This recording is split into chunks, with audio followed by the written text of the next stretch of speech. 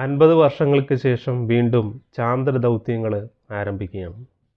1972 America അവസാനിപ്പിച്ചതായ ചാന്ദ്ര ദൗത്യങ്ങൾ America ഇന്ന് വീണ്ടും ആരംഭിക്കുകയാണ്.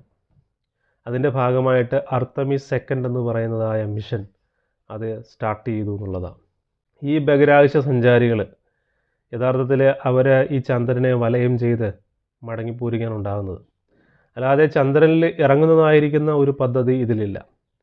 എന്നാൽ ചന്ദ്രനിൽ ഇറങ്ങുന്നതായിരിക്കുന്ന പദ്ധതി ഉടനെ തന്നെ ആരംഭിക്കും. ആർത്തമിസ് 4 എന്നാണ് അത് അറിയപ്പെടുന്നത്. ഈ 50 വർഷമായിട്ട് മുടങ്ങിക്കിടന്നതായിരുന്ന ഈ ചാന്ദ്ര ദൗത്യങ്ങൾ വീണ്ടും അമേരിക്ക തുടങ്ങാനുള്ള കാരണം എന്താണ്?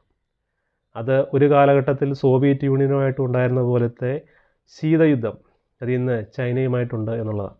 അതായത് സ്പേസ് റേസിൻ്റെ ഭാഗമായിട്ടാണ് ഇന്ന് അമേരിക്ക ഈ അർത്തമിസ് പ്രോഗ്രാം സ്റ്റാർട്ട് ചെയ്തിരിക്കുന്നത്.